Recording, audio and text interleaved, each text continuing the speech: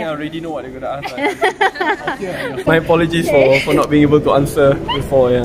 It's okay. So maybe you once said that MUDA want to go alone in G15. So what makes you change your mind to join PH? Even if you look at Johor state elections, it's always collaboration, either via an electoral pact or through a coalition. Malaysia's democratic system is based on first past the post. It's not proportionate representation. If PR, proportionate representation, like many European countries, you can go on your own. But when it's first past the post, it's always about coalition politics. And that's why even if you look at other parties, they will end up being in a coalition or via an electoral pact. The second more important thing is that it's important to find coalitions which are based on values and principles, who believe in building a Malaysia which is truly multiracial, multi-religious, moderate, policy-centered, pro-reforms, because then it is a coalition based on values which can be glued and tied together with those values to move forward, win or lose. And the last thing is, you do not want to divide the votes to a point that the coalition which stands against your values, which preaches mono-ethnicity, which promotes divisions among race and religion, which is highly corrupt, to end up winning because of our failures to strategize together. So that's why I think it's very important to focus on the values and principles, which is on building a truly dignified Malaysia which is governed with integrity. Maybe you have mentioned MUDA joining the PH. Can you send the official announcement or letter to the PH?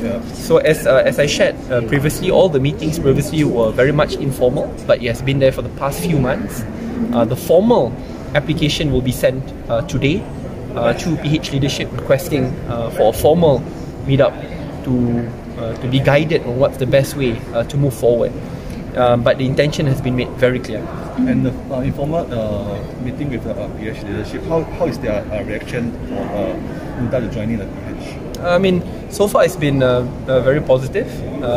I cannot speak on behalf of them, so I think it's best to point the question to them.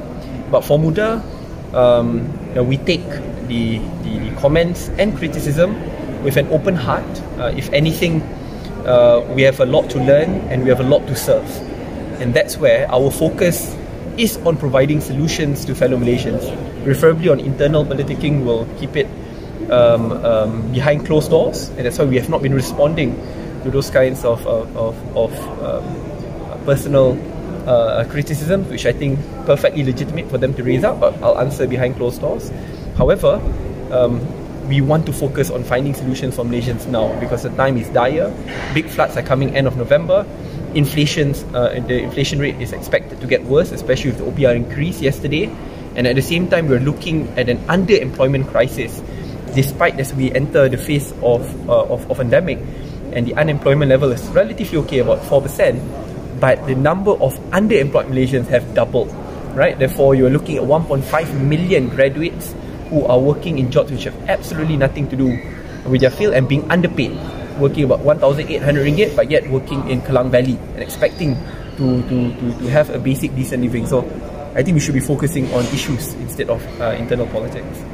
So maybe last question. Yeah, sure. Okay, so the PKR leaders seem to have different views on the MUDA joining PH. So what's your response to that? I have the greatest of respect, and in politics, I think it is important to accept criticisms with an open heart.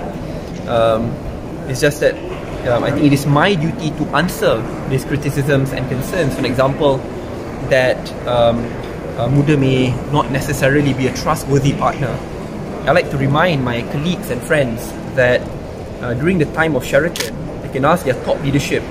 If anything, I fought against my party leadership, and I was the most vocal in fighting against Sheraton in the party leadership on the 23rd of February 2020, when the party had its Supreme Council meeting, Bersatu.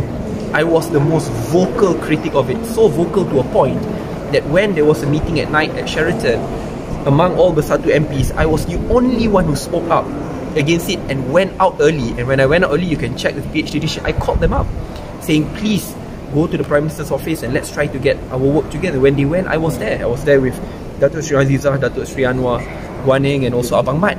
And when the Prime Minister didn't turn up, I brought them to see the Prime Minister at the house to try solve things. And 1 week after, up until the final moment before Tan Sri Muhyiddin was appointed as Prime Minister, I was still with PH leadership trying to get things together. And even after that, when I was offered to become a minister, when the new government offered to become a GLC chairman I rejected it, despite the pay being in the hundreds of thousands. I rejected it all. And when I rejected offers came the threats. And I never once cowed down to those threats. If anything, I think I've proven that I'm not a friend only in times of pleasure and easiness.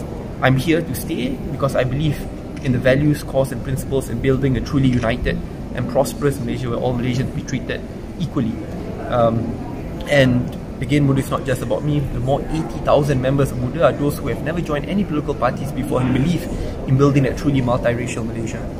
Thank you, Abi. Yes. Thank you so much. So we have the Thank you very much. Yeah, later we can. Okay, take care guys. Yeah.